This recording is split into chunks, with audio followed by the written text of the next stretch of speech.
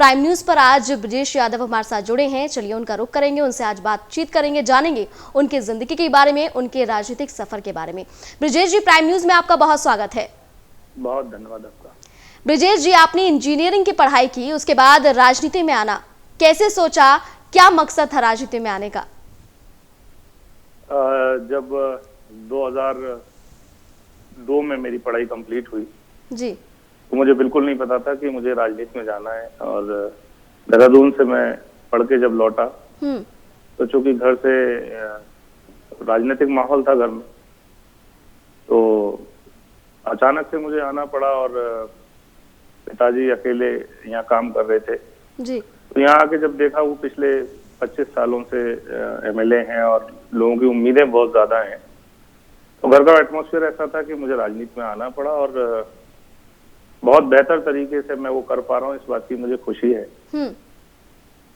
राजनीति में आना, शुरुआत में मैंने नहीं सोचा था कि मैं राजनीति में आऊंगा, लेकिन हल्के हल्के बढ़ता चला गया। और अब सही बात यह है कि अब इसको मैं अपना एम बना के बैठा हूँ कि लोगों की सेवा करनी है और जो पिताजी की विरासत है उसको आगे और बहुत बेहतरीन तरीके से। बिल्कुल ब्रजेश जी, बीजेपी की लहर में भी आपके पिताजी एक सीट जीत कर लेकर आए और उसके बाद उसी विरासत को आप आगे बढ़ाने की कोशिश कर रहे हैं। 2022 की तैयारी आप कर रहे हैं, ऐसी जानकारी मिली है। तो अब क्या तैयारी आपकी है, युवाओं को कैसे प्रेरित आप कर रहे हैं, क्योंकि आप भी एक युवा नेता हैं? जी, 2017 का जो इलेक्शन था बहुत मुश्किल इलेक्शन था। हम लोग समाजवादी पार्टी के लोग जो हम लोग समझ नहीं पा रहे थे, एक एंटी इनकम्बेंसी का हम लोग फेस कर रहे थे क्षेत्र में। और पूरे बरेली मंडल में और बल्कि पूरे उत्तर प्रदेश में मैं कहूंगा कि समाजवादी पार्टी घटने लगी थी। उसके बाद भी चूंकि हम लोगों का पुराना इतिहास बहुत अच्छा रहा है, बहुत शानदार कैरियर मेरे पिताजी का रहा, और मैं खुद 2003 से 7 तक और 2013 से लेकर 2018 तक उत्तर प्रदेश कोऑपरेटिव में चेयरमैन रहा हूँ, कोऑपरेटिव बैंक में जी। तो बहुत सारे लोग ऐसे थे जो मुझे आगे ले जाना चाहते थे, या फिर सिर्फ आप राजनीतिक विरासत में होते हुए या बड़े किसी राजनीतिक परिवार से होते हुए आप आगे नहीं बढ़ सकते जब तक आपकी परफॉर्मेंस लोगों को अच्छी ना लगे।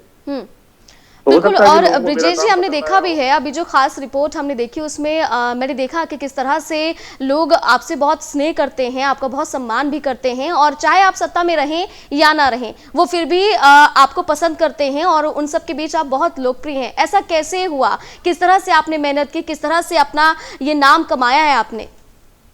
देखिए, एक बड़े राजनीतिक परिवार के लड़कों को मुझे लगता है कि बहुत मुश्किल का सामना तब करना पड़ता है जब आपके पिता का कद बहुत बड़ा हो जी। और लोग आपको, जब भी आपकी तुलना की जाएगी तो जाहिर सी बात है कि आपके पिताजी से आपकी तुलना की जाएगी, आपके फादर से आपकी तुलना की जाएगी। तो मेरा पूरा प्रयास पिछले 15-16 सालों से ये है कि जब लोग तुलना हम लोगों की आपस में करें तो किसी भी तरह से मैं 19 ना बैठूं। और मैंने मेहनत की, लोगों का साथ दिया और सच्चे मन से साथ दिया, मजबूती से साथ दिया। तो मैं देख पा रहा हूँ कि लोग मेरे साथ भी बहुत मजबूती से खड़े हुए हैं और मुझे खुशी इस बात की है कि जो मैं करता रहा उसका रिजल्ट मुझे मिला। तो ब्रजेश जी, क्या उम्मीदें हैं कि जिस तरह से आपके पिताजी को स्नेह और प्यार मिला है वही प्यार 2022 में आपको मिलेगा? निश्चित तौर से मिलेगा। जो पिताजी के हमारे पुराने जो साथी हैं जी, जो संघर्ष के टाइम से मानिए 89 से लेके अब तक जिन लोगों ने जो साथ देके और उनके साथ संघर्ष करके जो लोग यहाँ तक लेके आए हैं, उनका पूरा आशीर्वाद मेरे साथ है। और उनकी जो आने वाली जो नई पीढ़ियां जो हम लोगों के साथी हैं वो बहुत मजबूती से मेरे साथ खड़े हुए हैं, क्योंकि मैंने उनको कभी भी किसी चीज को लेकर निराश नहीं किया। बड़ों का सम्मान करना और साथियों का साथ देना मेरी प्राथमिकताएं हमेशा हैं। और आपके चैनल के माध्यम से, इस आपकी रिपोर्ट के माध्यम से मैं सबको विश्वास और भरोसा दिलाता हूँ कि जो भी हमारे परिवार के साथ संघर्ष में लोग खड़े रहे हैं या पुराने वक्त में रहे हैं, उनके सम्मान को और बढ़ाने का काम हमेशा मैं करूंगा। और नौजवानों के बारे में तो मुझे इसलिए कुछ नहीं कहना, नौजवान खुद आज की तारीख में चुनाव लड़ रहे हैं। और बिल्कुल जी ब्रजेश जी, बताया ये भी जाता है कि समाजवादी पार्टी के आप भरोसेमंद सिपाही हैं, तो ऐसे में आपका भरोसा ऐसे ही बना रहे, पार्टी आप में ऐसे ही विश्वास जताती रहे, तो उसके लिए आप किस तरह से इस पूरे साल में काम करेंगे, क्योंकि 2022 अब बेहद नजदीक है? देखिए, मैं जो भी काम करता हूँ मेरी आदत है और मेरे साथी सब लोग जानते हैं कि झूठ बोलने की और कामचोरी की मेरी आदत नहीं। जी। मैं जो भी काम करता हूँ मन से करता हूँ, और बहुत मन से काम करने के साथ खाली सहसवान विधानसभा 113 ही नहीं, मैं पूरे बदायूं जनपद के समाजवादी साथियों का बहुत भरोसेमंद साथी हूँ।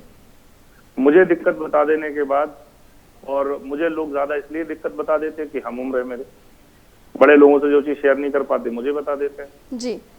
कोई किसी तरह की समस्या भी पूरे जिले की समाजवादी पार्टी के लोगों को होती है तो मैं बहुत मजबूती से उनका काम इसलिए करता हूं कि जहां भी ये लोग वोट करेंगे समाजवादी पार्टी को करेंगे।